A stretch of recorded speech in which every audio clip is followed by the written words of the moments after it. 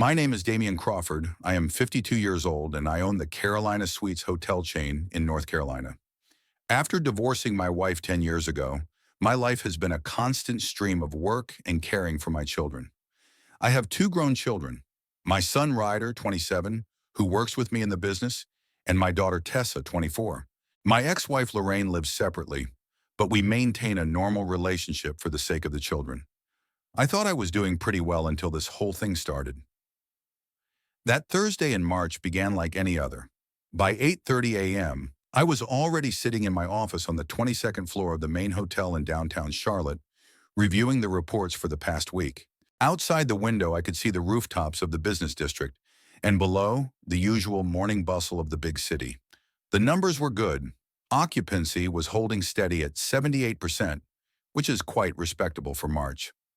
My workday usually began with coffee and reviewing reports from the managers of all five hotels. In my 25 years in the hotel business, I had learned to spot problems at a glance. Today, I was concerned about the statistics for the hotel on Tryon Street. Too many complaints about the quality of service. I would have to deal with the staff. I started building my first hotel at the age of 29, taking out a loan secured by a small house I inherited from my grandfather.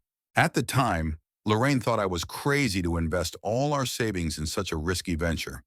But the hotel business in Charlotte was just taking off, and I managed to enter the market at the right time. Over the next 15 years, I built a small empire, five mid-range hotels in different parts of the city, each with its own characteristics and target audience. The divorce happened 10 years ago, when the business demanded more and more time and attention. Lorraine was tired of my constant trips away, endless phone calls at home, and missing family dinners because of problems at the hotels. She said she felt like a widow with a living husband. We tried to save the marriage for the sake of the children, but in the end we realized that pretending was only hurting everyone. We divorced amicably, without scandal or division of property. Lorraine got the house in the suburbs and I stayed in the company apartment at the main hotel. Around 10 in the morning, Ryder walked into my office. My son got his height and dark hair from his mom, but he definitely got his business sense from me. In a sharp gray suit, with a neatly trimmed beard, he looked older than his 27 years. Ryder is the Deputy Director of Development, and I can rely on him for anything. After graduating from university, he could have gone to work for any large company. His honors degree in economics and 2 years of internship at Hilton opened many doors. But Ryder chose the family business, saying he wanted to develop what we had been building together for years. I was proud of his decision, although I was worried that he was choosing the easy way out. "Morning, Dad," he said, sinking into the chair opposite my desk. "We have a problem with our bedding supplier. Textile Plus has missed its deadlines for the second month in a row." I put down my papers and looked closely at my son. Ryder rarely complained, preferring to solve problems on his own, but this situation was clearly out of control. Over the years of working with him, I had learned that if he came to me with a problem, it meant he really needed help. "How serious is it?" I asked, pouring myself some coffee from the thermos on the table. "Very serious. The hotel on Tryon Street is running out of supplies, and the new shipment was supposed to arrive 2 weeks ago. I called their manager yesterday, and they promised to look into it, but this is the third time they've made that promise." Ryder took out his tablet and showed me the inventory report. The numbers were alarming. At the current rate of consumption, the supplies would last a week at most. Finding and testing a new supplier is not a quick process. "What about the other hotel?" I asked. "We're holding on for now, but if Textile Plus misses the next delivery, we'll have problems everywhere. We have a contract for the whole year, and they know we're in a dependent position." I nodded. Problems with suppliers happen regularly, especially after we expanded to 5 hotels. The bigger the business got, the harder it was to control every little thing, and the more unscrupulous partners thought they could cheat us. "Are there any alternatives?" I asked. "I'm considering 2 options. Southern Linens offers a good price, but the quality is slightly worse. I ordered samples and tested them for durability and softness. The results were average. Premium Textiles is 15% more expensive, but they are proven and reliable. They work with Marriott and Hilton. We discussed the details for over half an hour. Ryder prepared detailed calculations, compared prices and delivery terms. He even visited the warehouses of both companies to check how they work. Such meticulousness made him an excellent deputy. In the end, we decided to terminate the contract with Textile Plus and switch to Premium Textile. Yes, it was more expensive, but in our business, reputation is more important than savings. Get started on it today, I said, and tell the lawyers to prepare the documents to terminate the old contract. Let Textile Plus know that irresponsibility comes at a high price. Ryder nodded and made notes on his tablet. I enjoyed working with him. He didn't just carry out orders. He thought several steps ahead. Speaking of expansion plans, I said when we were done with the suppliers, yesterday I talked to the realtors about the building on Park Road. The owners are willing to sell, but they're asking for $2,800,000. Ryder scratched his beard thoughtfully, a habit he picked up from me. That's a lot. Although the location is excellent, close to the shopping center and the business district, if we equip a 100-room hotel there, it will pay for itself in 3 years. That's what I think, but first we need to sort out the loan. Tomorrow I'm meeting with the manager at First Union. The building on Park Road has been my dream for a long time. A former office center in the heart of the business district, close to all the major banks and corporations. Converting it into a hotel means gaining access to the most affluent audience in the city. Business trips, corporate events, business meetings, a goldmine for the hotel business. What about the permits? Ryder asked. I remember a year ago we were considering a similar project, but we got stuck with the city administration. I've already checked. Zoning allows it, and the fire requirements are feasible. The main problem is parking. We'll need to negotiate with the neighboring shopping center to rent part of their parking lot. We discussed the financial details of the new project, and the conversation smoothly turned to family matters. I always tried to maintain an open relationship with my children, especially after the divorce. Ryder was 17 at the time, and Tessa was 14, and I was afraid they would drift away from me. Many of my friends only saw their children on weekends after their divorce, and some lost contact with them altogether. I was luckier, perhaps because I didn't try to turn the children against their mother, or because I gave them freedom of choice. Ryder had been working part-time in hotels since he was 18, starting with cleaning rooms and working at the front desk. He said he wanted to learn the business from the inside. Tessa was more independent and preferred to stay out of the family business. How are things at home? I asked. I haven't seen Tessa in a long time. Ryder's face changed slightly. He looked away toward the window, and I sensed that something was wrong. Over the years of communicating with him, I had learned to read my son's facial expressions as well as I could read financial reports.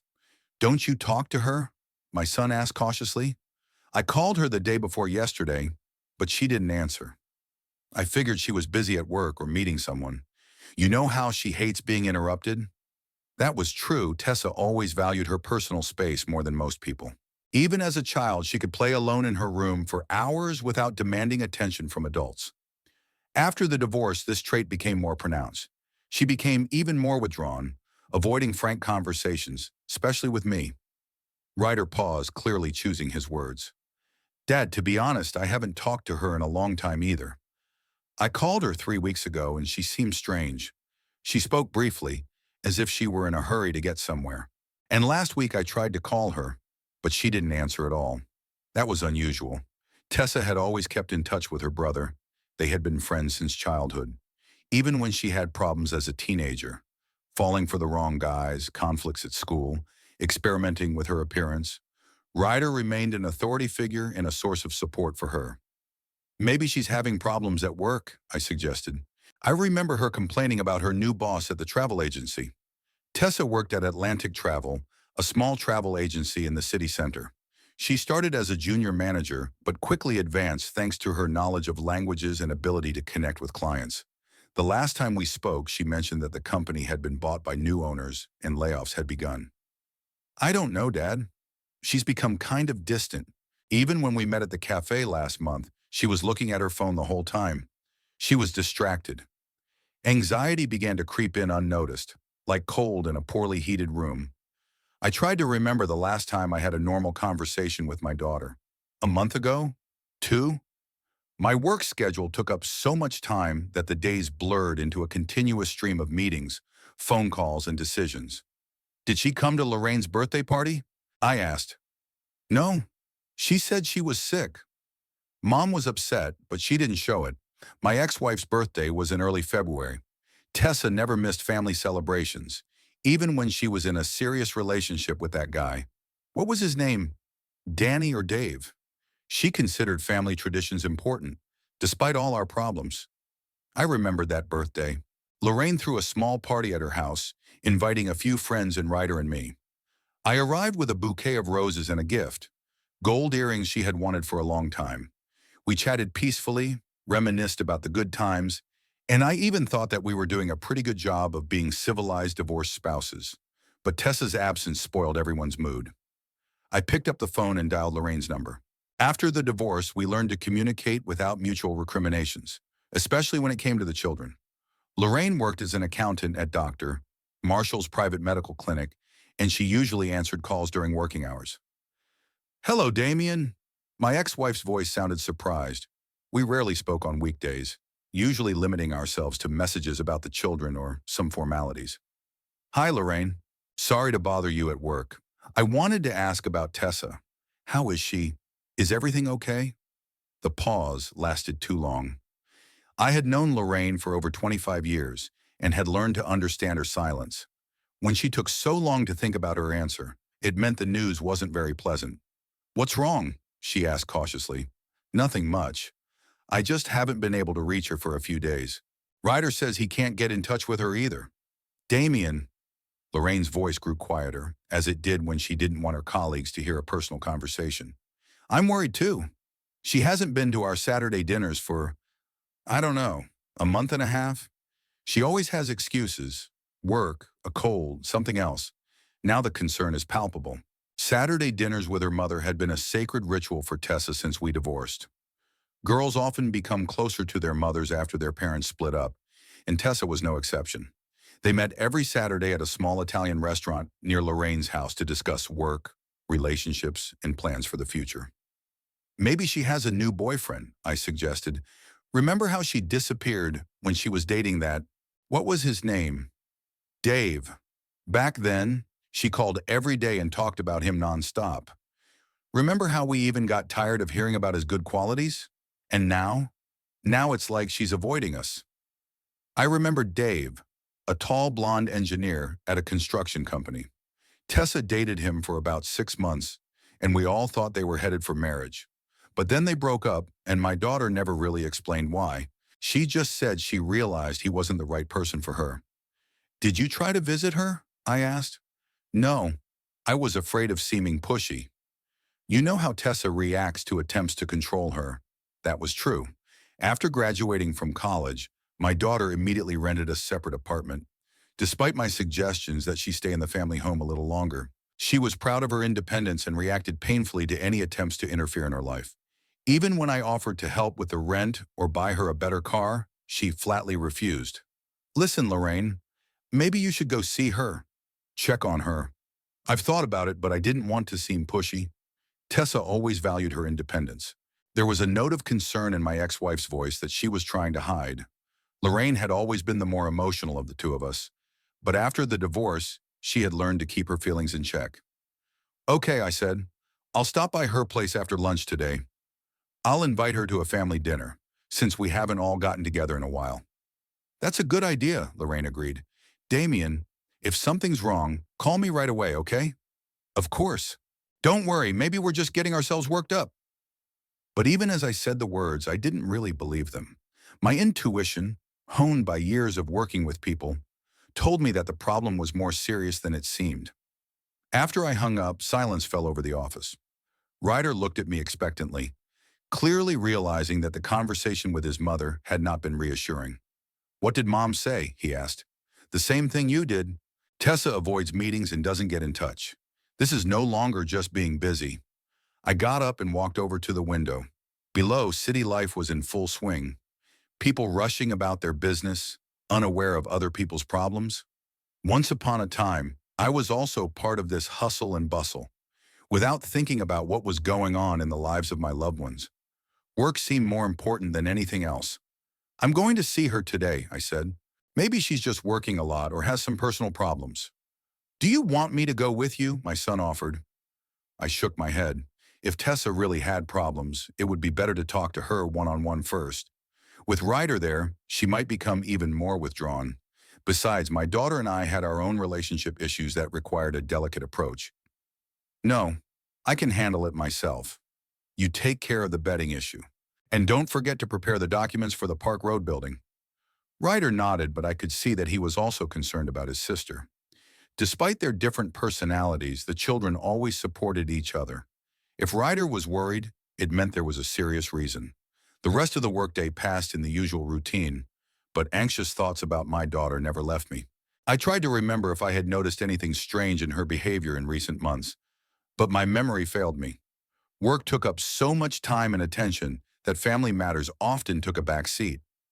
I remembered my last meeting with Tessa. It was Christmas, almost 3 months ago. We gathered at Lorraine's, as was our old tradition. Tessa came with gifts for everyone, smiling, talking about work. But now looking back, I realized that her smile was a little forced and her stories were too general. And she left earlier than usual, citing fatigue. At 4:30, I gathered my documents and left the office. Tessa's apartment was a 20-minute drive from the center in one of the new residential complexes in the South End. When she was choosing it, I offered to help with the down payment, but my daughter flatly refused, saying she could manage on her own. At the time, I was proud of her independence, but now I regretted not insisting on helping. Perhaps financial difficulties were the reason for her aloofness. On the way, I thought about what I would say to her. I didn't want to seem like an intrusive father who couldn't let go of his adult daughter, but I couldn't ignore my growing concern either. Over the years of working with hotel staff, I had learned to sense when people had problems, even if they tried to hide them. And now all my instincts were screaming that something was seriously wrong with Tessa. The sun was already sinking toward the horizon when I parked near her house. The multi-story brick building looked quite respectable, with a well-kept courtyard and underground garage. Tessa lived on the 4th floor, in a 2-room apartment overlooking a small park. As I rode up in the elevator, I still hoped that Lorraine, Ryder, and I were just being overly cautious. Maybe Tessa was just going through a stressful period at work, or maybe she was dating someone and wasn't ready to introduce them to us. At 24, that's perfectly normal. When I was her age, I wasn't in a hurry to introduce my parents to my girlfriends either. But the closer I got to her door, the stronger my premonition became that this visit would change everything we thought we knew about our youngest daughter's life. I pressed the doorbell and waited. Several seconds passed, then a minute. No answer.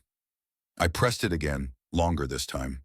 The hallway was silent, broken only by the hum of the elevator somewhere above. Strange, Tessa's car was in the parking lot, so she must be home. I tried a third time, holding the button down for almost 10 seconds. Finally, I heard some sounds coming from the apartment. Footsteps, then a woman's voice, indistinct and irritated. "Who's there?" Tessa shouted from behind the door. "It's me, Dad." "Can I come in?" A long pause. I could hear her fiddling with the locks. First one click, then a second, then a third. How many locks had she put on? When the door finally opened, I could barely keep myself from gasping in surprise. My daughter was standing in front of me, but she looked terrible. Her face was pale with dark circles under her eyes. Her hair was tangled, and she clearly hadn't washed it in days. She was wearing a wrinkled t-shirt and sweatpants that smelled unpleasant. But worst of all was her gaze, cloudy and vacant, like someone who had just woken up from a heavy sleep. "Dad?" She squinted as if the bright light from the hallway was causing her pain. "What time is it?" I looked at my watch. 5:30 in the evening. 6 o'clock, Tess. Can I come in? She nodded uncertainly and stepped aside. When I entered the hallway, I was hit by a smell, a mixture of stale air, unwashed dishes, and something else I couldn't immediately identify. Then I realized alcohol, a sweet, cloying smell that usually lingers after a long party. The apartment looked as if a hurricane had passed through it. In the living room, there were empty bottles on the coffee table. Wine, beer, something stronger. Dirty plates with leftover food were scattered around, clearly having been there for more than a day. Pillows and a blanket were strewn across the sofa, and clothes were lying on the floor. "Sorry about the mess," Tessa muttered, trying to smooth her hair. "I wasn't expecting guests." She walked into the living room and began to collect the bottles, but she did it clumsily, as if her hands weren't listening to her. She dropped one of the bottles and it rolled across the floor with a loud clink. "Tess, are you okay?" she asked, trying to sound calm. "Of course I'm fine. I'm just tired. I'm working a lot." She didn't look me in the eye as she continued to pick up the trash. "Would you like some coffee? Or, I have beer." At 5:30 in the evening, she was offering me beer. It spoke louder than any words. "Coffee would be nice," I said. Tess headed for the kitchen and I followed her. The picture there was even worse. A mountain of unwashed dishes in the sink, open food packages on the table, several empty bottles on the windowsill. The refrigerator was open, with some boxes sticking out of it. "Tess, when was the last time you went to the store?" "I don't remember." 3 days ago, probably she tried to find a clean cup, but everything was dirty. Or maybe a week. Time just flies by. I took a towel and helped her wash 2 cups. My daughter's hands were shaking, and she almost dropped the dishes several times. As we made coffee, I noticed that there was only a little instant coffee left in the jar. "How's work?" I asked, hoping to hear something normal. Tess froze with the cup in her hands. "Work? Oh, fine. Everything's fine. Lots of customers. We're selling trips." "What about your boss? Remember you complained about him?" "What boss?" She looked at me blankly. "Oh, yes. He quit. Or he was fired. I don't remember exactly." We returned to the living room with our coffee. Tessa sat down on the sofa, tucking her legs under her, and I noticed that the cup in her hands was still shaking. She took a few sips and put the coffee on the table next to the empty bottles. "Listen, Tess," I began cautiously. "Mom and I are worried. You're not answering your phone. You're missing family gatherings. What's going on?" The reaction was instant and unexpected. My daughter's face contorted with anger. Her eyes flashed with malice. "What's going on?" she repeated, raising her voice. "Nothing's going on. I'm a grown woman. I have the right to live how I want." "Of course you do. You just want to control everything." Tessa jumped up from the couch so abruptly that she almost knocked over the table. "All your life you've meddled in our affairs with Ryder, trying to make decisions for us. And now what? Do I have to report to you about every step I take?" I didn't expect such aggression from her. Even as a teenager, Tessa was more reserved than quick-tempered. But now something animalistic, defensive had awakened in her. "Tess, calm down. I don't want to control anything. I'm just worried about you as a father." "Worried?" She laughed, but it was an unpleasant, hysterical laugh. "Where were you when I was 14 and my parents were getting divorced?" "Working at your hotels." "Where were you when I needed support in college?" "On business trips." Her words hurt more than I expected, partly because there was some truth in them. I did work a lot when the children were growing up. I thought I was securing their future, but it turned out I was depriving them of their present. "Tessa, I understand that I made mistakes." "Mistakes?" She moved closer, and I could smell the strong odor of alcohol on her breath. "You destroyed our family for your hotels, and now you come here and pretend you care." I tried to pull myself together. Now was not the time to sort things out or make excuses. The main thing was to understand what was happening with my daughter. "Okay," I said as calmly as possible. "Maybe it's none of my business. But we haven't had a family gathering in a long time. How about dinner on Saturday? We'll invite Mom and Ryder." Tessa stopped in the middle of the room, as if my words had taken her by surprise. "A family dinner?" she asked. "Yes, at the hotel restaurant, like before. Just to hang out, no arguments or complaints." She was silent for a long time, staring out the window. The sun was setting and the room was getting dark. Tessa didn't turn on the light, and in the twilight her face looked even paler and more exhausted. "I don't know," she finally said. "I might have to work on Saturday." "Tess, please. It's important to Mom. She misses you." The mention of her mother had an effect. Tess had always been closer to Lorraine, and even in her state of anger, she couldn't be indifferent to her mother's feelings. "Okay," she agreed reluctantly. "I'll come, but not for long." "Great. 7 o'clock in the evening, okay?" She nodded and sat back down on the sofa. Her aggression subsided as quickly as it had risen, leaving behind fatigue and apathy. Tessa looked drained, as if she had spent all her energy on this outburst of anger. I finished my coffee and stood up. "I have to go," I said. "See you on Saturday." "See you," she muttered without looking up. As I left the apartment, I looked back once more. Tessa was sitting on the sofa in the same position, staring at the floor. Empty bottles stood nearby, a reminder of how she filled her days. In the elevator, I finally allowed myself to admit the obvious. My daughter had a serious alcohol problem. The smell, her trembling hands, her aggressive reaction to questions, the state of the apartment, it all added up to a sad picture. And I, like a blind man, had failed to notice the signs of trouble. Getting into the car, I took out my phone and dialed Blake Harrison's number. My old friend owned a chain of gas stations on the outskirts of town and had always been straightforward. If anyone could be told about family problems, it was him. "Blake, it's Damien. Can you talk?" "Sure, what's going on? I can tell by your voice that it's serious." "Very serious. Where are you now?" "At the gas station on Independence Boulevard." "Come over. We'll talk." I had known Blake for over 30 years since school.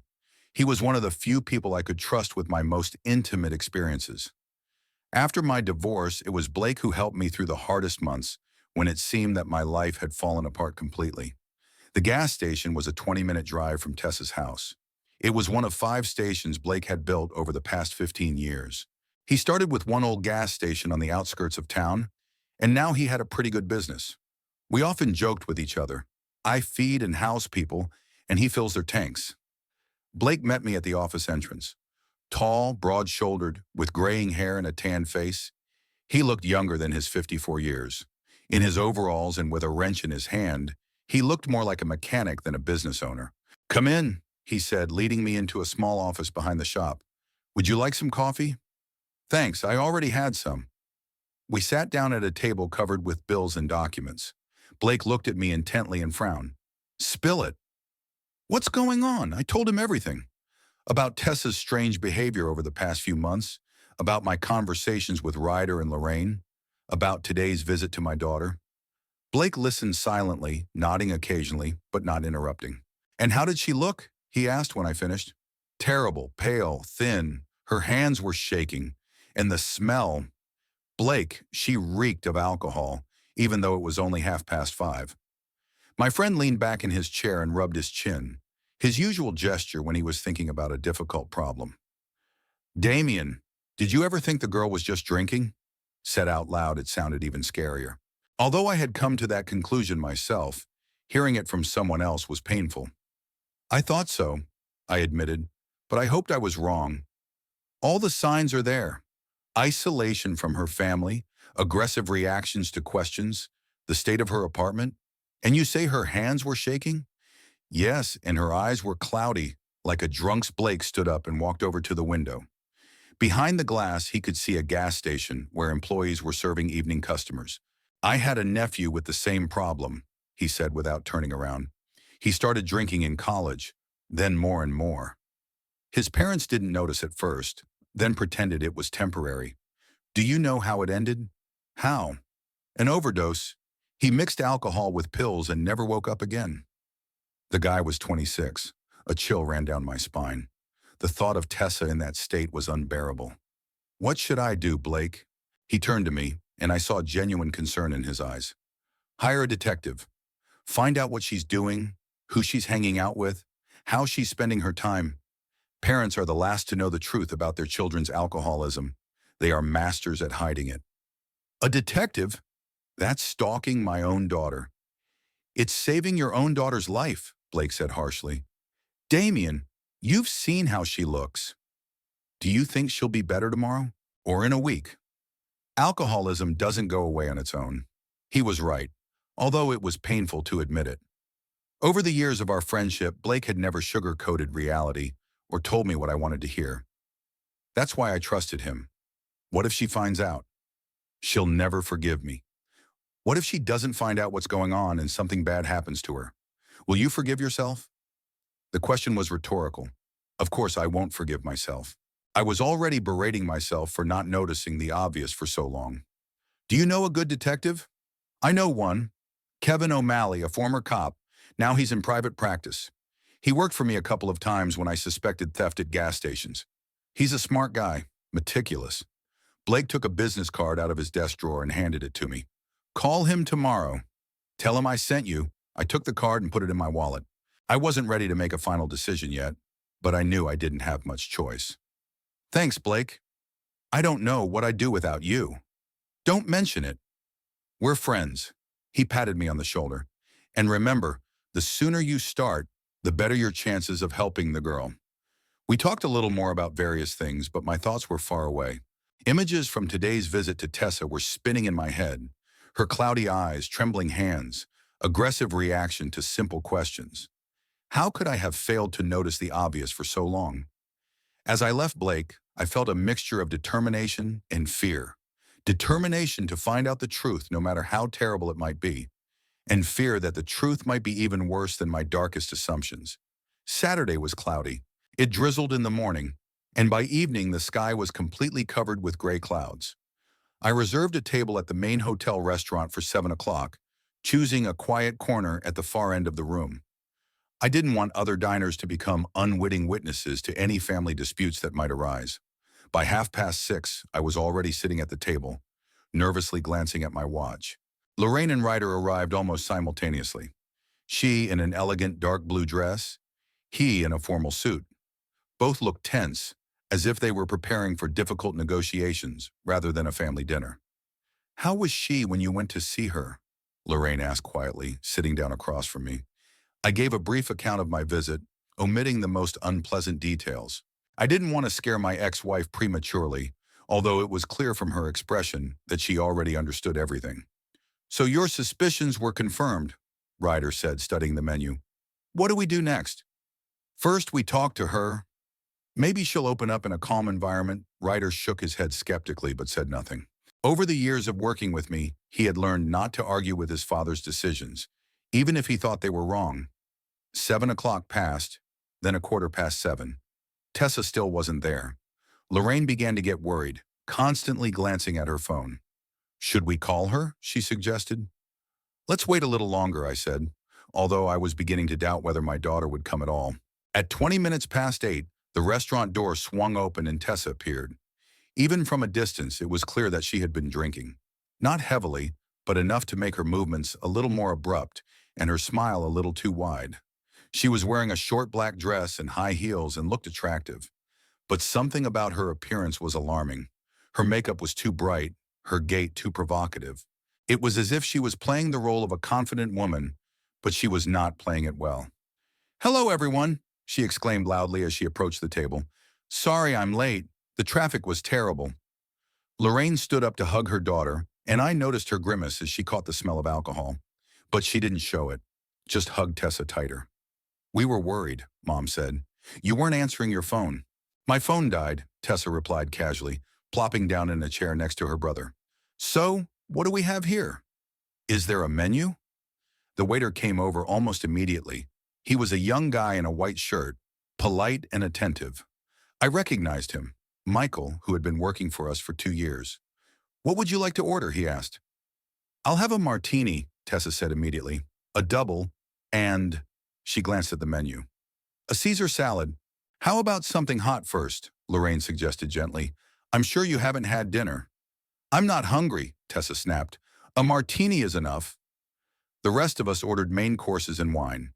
Ryder chose steak, Lorraine chose fish, and I settled on chicken. When the waiter left, an awkward silence hung over the table. So tell us, how's work? Ryder asked, clearly trying to strike up a normal conversation. Tessa laughed, too loudly for a restaurant. Several diners at neighboring tables turned in our direction. Work? It's great. I sell trips to the Bahamas to rich couples. I help them spend their money on beautiful sunsets and cocktails on the beach. Her voice was deliberately cheerful, but her eyes remained cold. She spoke as if she were describing someone else's life that had nothing to do with her. The drinks arrived. Tessa grabbed her martini glass and took a big sip, almost half of it at once. Delicious, she said, licking her lips. What, only wine? How boring. Tess, maybe you shouldn't drink so fast, Lorraine said cautiously. Why? We're celebrating a family reunion, her daughter replied, finishing her martini. Waiter, she called, raising her hand. Another one of those. Michael approached with some embarrassment. Another martini, he asked.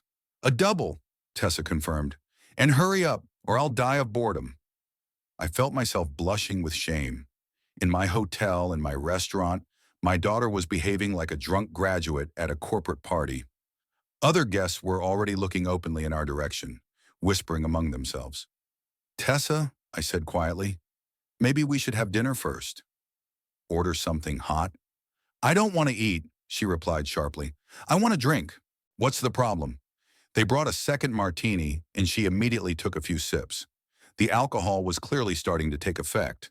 Her movements were becoming more exaggerated, her speech louder and less clear.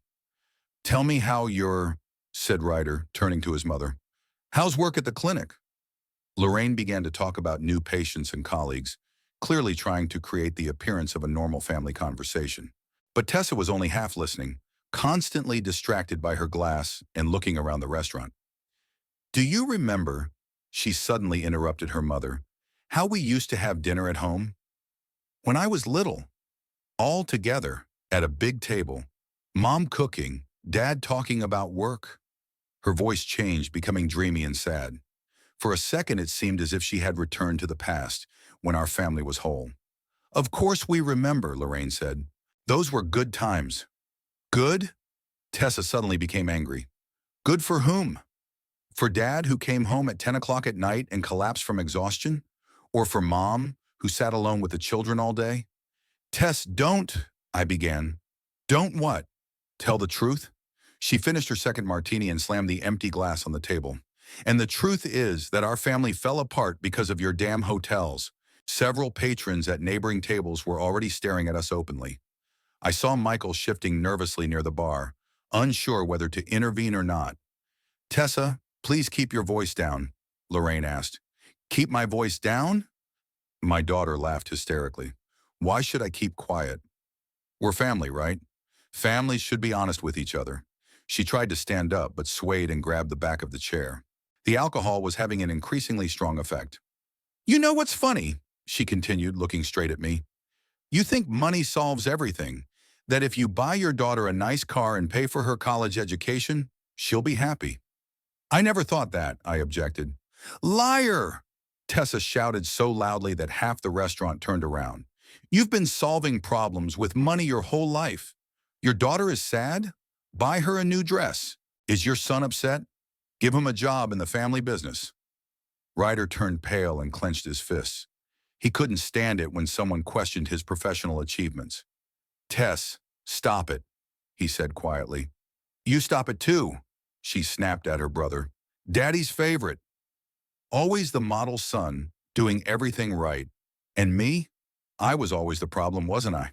You were never the problem, Lorraine said, her voice thick with tears. Wasn't I? Tessa shook her head. Then why can't I have a normal relationship? Why does every man I date end up running away? She tried to sit up again, but missed the chair and almost fell. Ryder jumped up to support her. Let go! She recoiled from her brother. Don't touch me! Tessa, I think you should slow down with the alcohol, I said cautiously. The reaction was instant and explosive. My daughter's face contorted with rage, her eyes burning with hatred. Slow down, she hissed. What makes you think you have the right to tell me what to do? I'm your father. Father?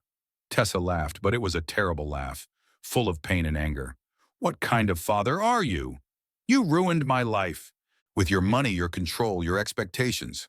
She stood up, swaying, and leaned her hands on the table. The entire restaurant fell silent, watching the drama unfold. Because of you, I can't trust men, Tessa shouted. Because every time I date someone, he finds out who my father is and starts making plans to use me to get your money. Tess, that's not true. Not true? What about Dave? Do you remember Dave? He dated me for 6 months, talked about love, and then suddenly became interested in whether I wanted to work in the family business? Coincidence? I remember Dave, a tall blonde engineer. At the time, I thought it was strange that he suddenly started talking about working in our hotels, but I thought the guy just wanted to impress his future father-in-law. What about Mark? Tessa continued. He even asked if I could lend him money for a business project. She grabbed her glass, which had a few drops of martini left in it, and tipped it over. The liquid spilled onto the tablecloth, but my daughter didn't pay any attention to it. You know what I told them all? Her voice became quieter, but even more frightening. That my father is a greedy bastard who won't give his daughter a penny for nothing. That his money is worth more than the happiness of his own children. The last words sounded like a slap in the face. I felt something break inside me. There was complete silence around us. Even the waiters froze, not knowing how to react. Tessa, Lorraine began, but her daughter didn't let her finish. And you know what's the worst part? She leaned toward me across the table, and I saw tears in her eyes.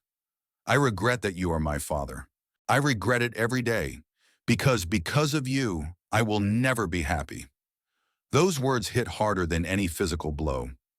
I sat there, unable to move, staring at my daughter's face, contorted with pain and hatred. I'm miserable, she cried. Do you hear me? Your daughter is miserable, and it's your fault. She pushed away from the table and headed for the exit, staggering in her high heels. Everyone in the restaurant watched her go. At the door, Tessa turned and shouted, "And don't try to look for me. I don't want to see any of you." The door slammed behind her with a loud bang. A deathly silence fell over the restaurant, broken only by the ticking of the wall clock. I sat staring at my daughter's empty glass, unable to lift my head. Lorraine cried, covering her face with a napkin. Ryder put his hand on my shoulder. "Dad, it's not your fault," he said quietly. "Of course it is," I replied, finally looking up. "Everything she said is true. I really did destroy our family for the sake of business." "Damien, don't say that," Lorraine sobbed. "We've all made mistakes." Michael approached the table cautiously. "Mr. Crawford, would you like the check?" he asked delicately. "Yes, of course. I apologize for the incident." "It's all right, sir. These things happen." When the waiter left, Ryder leaned toward me. "Dad, now you see how serious this is. She's not just drinking. She's destroying herself from the inside out." I nodded. After today's scandal, there was no doubt that my daughter needed serious help. "Remember when you mentioned a detective?" Ryder continued. "I think it's time to take action. We need to find out what's going on in her life, who she's hanging out with, where she's disappearing to." "That would be betrayal," I said. "Then what isn't betrayal? Watching her drink herself to death? Waiting for something bad to happen?" Ryder was right. Tonight had shown that Tessa didn't just have a problem with alcohol. She had a problem with life in general, and the root of those problems might indeed lie with me. "Okay," I said. "I'll contact the detective tomorrow." We paid the bill and left the restaurant. It was still drizzling outside, and the air was thick with the smell of wet leaves and exhaust fumes. Lorraine came up to me and hugged me. "We'll save her," she said. "We definitely will." I wanted to believe that, but my daughter's words still rang in my ears. "I regret that you're my father." Had I really ruined her life so much that she genuinely hated me? Ryder drove his mother home, and I drove to mine. All the way there, I thought about calling the detective tomorrow. I couldn't just stand by and watch my daughter destroy herself anymore. Even if she never forgave me for interfering, it was better than losing her forever. On Monday morning, I called Kevin O'Malley. His voice was hoarse with a slight Irish accent that betrayed his origins. When I introduced myself and said I was calling on the recommendation of Blake Harrison, the detective immediately became more serious. "Family business?" he asked. "Yes, can we meet today?" "Sure, do you know the Starbucks on Providence Road? Would 2 o'clock work for you?" I agreed. I spent the rest of the morning at the office, trying to focus on my current cases, but my thoughts kept returning to Saturday's scandal. Tessa's words played over and over in my head like a broken record. "I regret that you are my father." At 1:30, I arrived at the coffee shop. O'Malley was easy to spot, a stocky man of about 45 with gray hair and attentive eyes, sitting at a corner table studying his tablet. He was wearing a simple plaid shirt and jeans, but something in his posture gave away his former career as a police officer. "Mr. Crawford?" He stood up and held out his hand. "Damien," I introduced myself, shaking the detective's firm hand. "Kevin, would you like some coffee?" We ordered drinks and sat down at a table in the far corner of the room, away from the other patrons. O'Malley took out a notebook and pen, but didn't write anything down yet. "So, A family matter, he said. Tell me what the problem is. I started from the beginning, how I noticed my daughter's strange behavior, my visit to her home, the Saturday scandal. O'Malley listened attentively, nodding occasionally but not interrupting. When I finished, he leaned back in his chair. I see. Do you suspect alcohol addiction? I don't suspect it. I know it. The question is how serious it is and what to do about it. What specifically do you want to know? I had been thinking about this question all week. What exactly did I want to know about my daughter's life? Who does she hang out with? Where does she spend her time? How far has her illness progressed? Everything, I finally said. I want to know everything. Where she goes, who she meets, how she spends her days and nights. I need the full picture to understand how to help her. O'Malley nodded and made a few notes in his notebook. Okay, standard surveillance will cost $300 a day, plus expenses. Photo report. Detailed records of all movements and contacts. Is that okay? I didn't care about the money. Even if he had asked for 10 times as much, I would have agreed. That's fine. How long will it take? A week should give us enough information. If we need to continue, we'll discuss it further. I took a photo of Tessa out of my wallet, a picture from last Christmas, where she was smiling and hugging her mother. Back then, she looked healthy and happy. Now that photo seemed like a prophecy from another life. Here she is, I said, handing him the photo.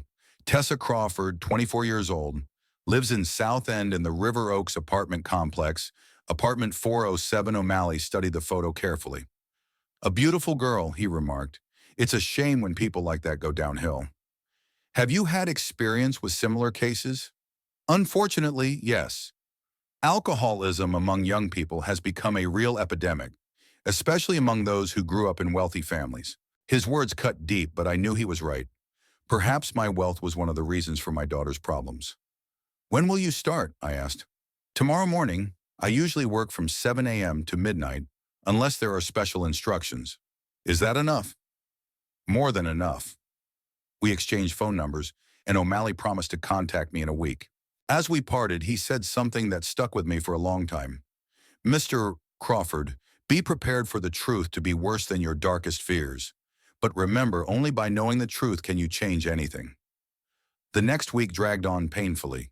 I tried to go about my usual business, meeting with suppliers, checking hotels, negotiating a loan for a new building, but my thoughts kept returning to Tessa. What was she doing right now? Was she drinking? Who was she spending time with? Ryder tried several times to start a conversation about his sister, but I brushed it off. I didn't want to discuss family problems until I had all the information from the detective. Lorraine called every day to ask if there was any news. I told her I was waiting for the report, but she could hear the anxiety in my voice. On Friday, exactly 1 week after our meeting, O'Malley called. Mr. Crawford, the report is ready. Shall we meet at the same coffee shop at 3 o'clock? I'll be there, I replied, feeling my heart begin to beat faster. The detective was already waiting for me at the same table. In front of him lay a thick folder with documents and photographs. His expression was grim. Sit down, he said. We have something to talk about. I ordered coffee, but I knew I wouldn't be able to drink it. My hands were shaking from nervous tension. Well? I asked. O'Malley opened the folder and took out several photographs. Mr. Crawford, your daughter is in very serious condition. I've been monitoring her daily routine this week, and the picture is extremely disturbing. He showed me the first photo. Tessa was leaving her house at 1:30 in the afternoon, looking terrible, wearing dark glasses and hiding under the hood of her sweatshirt. She doesn't get up before noon, the detective explained. The first thing she does is go to the nearest store for alcohol. She always buys strong drinks. Vodka, whiskey, gin. The next photo showed Tessa at the checkout counter of a small store, holding a bottle of vodka. During the day, she usually drinks alone at home. Around 6 in the evening, she takes a shower, gets herself ready, and goes to bars. O'Malley showed a series of photos taken near various establishments. In each photo, Tessa looked different, sometimes in a short dress and heels, sometimes in jeans and a leather jacket. But in all the photos, it was clear that she had already had quite a bit to drink. In 1 week, she visited 7 different bars and clubs. Blackfin, Roxy, Night Rounds. mostly places with a dubious reputation.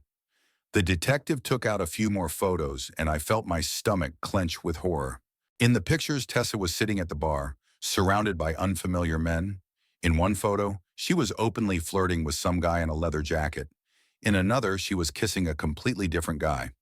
She doesn't care who she talks to, O'Malley continued. She joins any group, lets strangers buy her drinks. She's extremely careless. And these men, who are they? Just regular barflies. Some are just looking for an easy night, others are hoping to profit. Your daughter is the perfect target for them. O'Malley showed the most frightening photos. In one, Tessa was lying with her head on the bar, clearly unconscious, while a man was trying to lift her up. In another, two strangers were literally dragging her toward the club's exit. It was Tuesday night, the detective explained. She was so drunk she couldn't stand up. Those two carried her out onto the street. I don't know what happened next, but an hour later they brought her home and dragged her into the apartment. I looked at the photos and felt as if someone was stabbing me with a knife. It was my daughter, the same girl I taught to ride a bike, and who cried when she skinned her knees. There's something else, O'Malley said, pulling out the last stack of photos. On Thursday, I saw her talking to some pretty shady characters. In the photos, Tessa was standing in a dark alley near the Night Rounds Club, talking to two men. One was young, with lots of tattoos on his arms. The other was older, wearing an expensive suit, but with the face of a criminal. I can't say for sure, but it looks like she was buying drugs from them, said the detective. She handed over money and received something in return. The world around me began to crumble. Alcohol was terrible, but drugs? Are you sure? I can't say for sure, but that's what it looked like. Mr. Crawford, your daughter is at rock bottom. A little more, and something irreparable could happen. I closed my eyes trying to pull myself together. But those terrible images were still there in front of my eyes. My daughter unconscious on the bar, in the arms of strange men, in a dark alley with drug dealers. What do you recommend? I asked hoarsely. Compulsory treatment. Immediately, every day of delay increases the risk of tragedy. She could die of an overdose, get into an accident, or become a victim of crime. O'Malley gathered the photos and handed me the folder. Here are all the pictures and a detailed report of each day of observation. It's hard to read, but you need to know the truth. I took the folder with trembling hands. It weighed only a few 100 grams, but it felt heavier than a bar of lead. Thank you, I said. How much do I owe you? $2,100. But Mr. Crawford, if you need help arranging treatment, call me. I have contacts at some good clinics. I paid and walked to my car, clutching the folder to my chest. My mind was blank, as if my brain refused to process the information I had received. Only one thought raced through my head. My daughter is dying. As I got behind the wheel, I realized I couldn't go to the office. I couldn't pretend everything was fine, discuss business, make decisions. I needed to share this nightmare with someone. I drove to Lorraine's. My ex-wife lived in a small house in the suburbs, which she had received in the divorce. A neat lawn, a white fence, flowers in the flower beds. Everything suggested that a calm, measured person lived here. How it contrasted with the hell our daughter was in. Lorraine opened the door in her bathrobe, a cup of tea in her hands. It was Saturday, her day off. Damien? She said in surprise. What's wrong? She could tell from my face that the news was bad. We went into the living room and I put the folder on the coffee table. The detective's report, I said. Lorraine, it's worse than we thought. Much worse. She put down her cup and looked at the folder apprehensively. Show me. I opened the first page and began showing her the photos one by one. Lorraine watched silently, and I could see her face pale with each new picture. When we got to the photos of the bar counter where Tessa lay unconscious, Lorraine sobbed and covered her face with her hands. My God, she whispered, what have we done? The worst is this, I said, showing her the photos from the alley. The detective thinks she was buying drugs. Lorraine began to cry, quietly, hopelessly. Tears streamed down her cheeks, but she didn't wipe them away. Damien, she could die. I know. The detective says the same thing. We sat in silence, looking at the photos spread out on the table. Our daughter's entire life over the last few weeks was here, in these terrible pictures.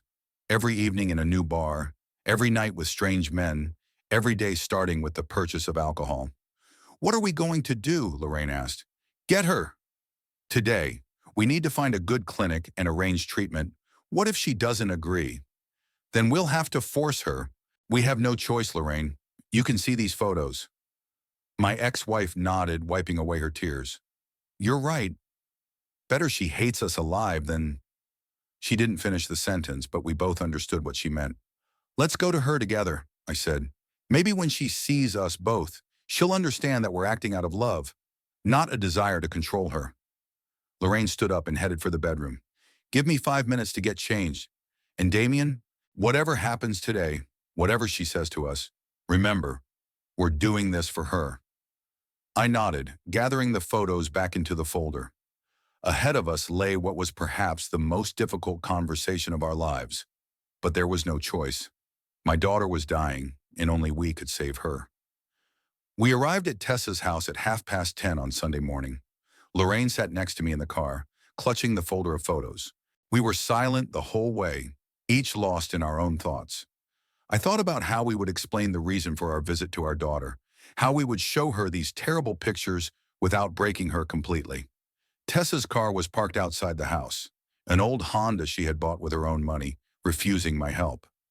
The hood was covered with dents and scratches that hadn't been there before. Apparently, she had hit something, or someone had hit her. Do you have spare keys? Lorraine asked. I nodded. When Tessa rented this apartment, she gave me a set of keys, just in case. At the time, I thought it was a sign of trust. Now I realized it was a cry for help that I hadn't heard. As I rode up in the elevator, I smelled a sweet, unpleasant aroma that is common in the homes of alcoholics. The smell even penetrated the hallway through the cracks under the door. I took out the keys and carefully opened the door to Tessa's apartment. What we saw exceeded our darkest expectations. If a week ago it had been messy, now it was complete chaos. Shoes, bags, and some rags were scattered in the hallway. There were dark stains on the floor, wine, or something else. The walls were smeared as if someone had leaned on them with dirty hands. My God, whispered Lorraine, covering her nose with a handkerchief. We walked into the living room, and the picture became even more horrific. The coffee table was overturned, and shards of broken glasses and plates lay on the floor. The sofa was covered in some kind of liquid, and the cushions were scattered around the room. Empty bottles were everywhere. Vodka, whiskey, cheap wine. And in the middle of this nightmare, Tessa was lying on the sofa. She was wearing a torn t-shirt and jeans, which she apparently hadn't taken off for several days. Her hair was tangled and matted, and her face was smeared with old makeup. An empty vodka bottle stood next to her, and she was clutching a plastic cup in her hand. Tessa? Lorraine called softly. Her daughter didn't respond. I moved closer and saw that she was breathing, but very heavily. She reeked of alcohol mixed with sweat and something else I preferred not to identify. Tessa, I called louder. She opened her eyes slightly, but her gaze was cloudy and vacant. For a few seconds, she looked at us as if she didn't understand who we were. Dad? She finally croaked. Mom? Why are you here? Her voice was hoarse, apparently from constant alcohol consumption. Her lips were cracked, and there were vomit stains on her chin. We came to take you home, Lorraine said, sitting down on the edge of the sofa. Tess, look at yourself. Look at what your apartment has become. Tessa tried to sit up, but swayed and grabbed the armrest of the sofa. I'm fine, she muttered. I just feel sick. I must have eaten something bad. I took out the folder with the photos and placed it on the overturned table. Tessa, we need to talk. Seriously talk. About what? She tried to stand up, but her legs wouldn't hold her. If you're here to lecture me, we're here because you're dying, I said sharply, and we can't let that happen. The word dying had a sobering effect on her. Tessa stopped swaying and looked at me intently. What do you mean? Instead of answering, I opened the folder and took out the first photo, the one of her buying vodka in the store. Tessa looked at the picture and frowned. What is this? It's you, I said. A week ago. On Tuesday, I showed her the next photo. Tessa at the Black Fin bar, surrounded by unfamiliar men. Then another, her kissing some guy outside the club. Where did you get these pictures? Tessa's voice rose, becoming hysterical. I hired a detective, I admitted. I wanted to know what was going on with you. The reaction was immediate and furious. Tessa jumped up from the couch, staggered, but remained on her feet. "What are you doing?" she shouted. "You were following me? You hired a spy?" "Tessa, calm down." "Calm down?" She grabbed an empty bottle and swung it at me. "You invaded my privacy. You had no right." Lorraine stood up and tried to hug her daughter, but she pushed her mother away. "Don't touch me. You betrayed me." I showed her the most frightening photo, the one where she was lying unconscious on the bar counter while unfamiliar men tried to lift her up. "Look at this," I said harshly. "Look at what's happening to you." Tessa looked at the picture, and the anger in her eyes turned to horror. She stared at the photo silently, as if she couldn't believe it was her. I I don't remember this," she whispered. "Do you remember this?" I showed her the photos from the alley where she was talking to the drug dealers. Tessa looked at the photo and turned even paler. She sank down onto the sofa, covering her face with her hands. "Where did you get this?" she asked, barely audibly. "The detective watched you for a week," Lorraine said. "Every day, every night." "Tess, were you buying drugs?" A long pause. Tess sat with her face covered, and I could hear her breathing heavily. "Sometimes," she finally admitted, "when alcohol wasn't enough." Lorraine sniffed and sat down next to her daughter. "Tess, why? Why are you doing this to yourself?" "I don't know," her daughter cried, raising her head. Her eyes were red from crying. "I don't know, Mom. At first I drank to forget, then to sleep, then just to get out of bed in the morning." She cried, not hysterically, but quietly, hopelessly. "I can't stop," she whispered. "Do you understand? I wake up and immediately think about drinking. I go to the store, tell myself I'll only buy one bottle, but I buy three. I promise myself I'll only have a glass of wine, but I drink myself into oblivion." I sat down on the other side of my daughter and gently put my arms around her shoulders.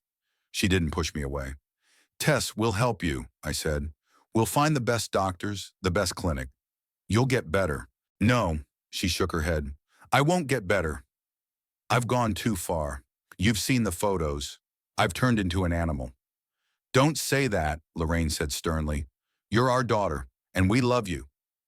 No matter what happens, Tessa looked at her mother, then at me. "Even after everything I've said to you, after that scene in the restaurant?" "Even after that," I confirmed. "Tess, you were right about a lot of things. I did devote more time to work than to my family. But that doesn't mean you have to ruin your life," she cried again. But now her tears were different, not angry, but grateful. "I'm scared," she admitted. "Every day I'm scared. I wake up and don't remember what I did last night.